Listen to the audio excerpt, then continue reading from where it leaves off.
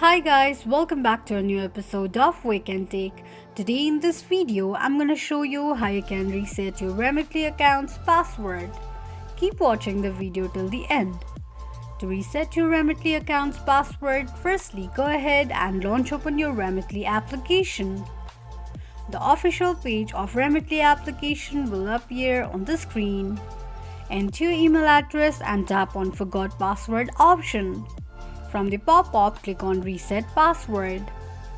Enter your email address associated with your Remitly's account and tap on Next. An email will be sent to your mail to reset your Remitly account's password. Open your mail sent by Remitly and tap on your reset link.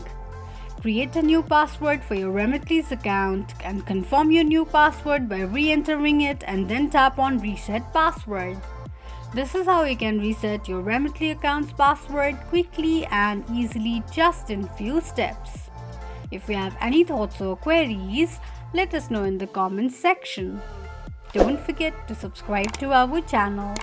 Also press the notification bell icon so that YouTube will notify you whenever we post a new video. I hope this video was helpful to you. Thank you so much for watching.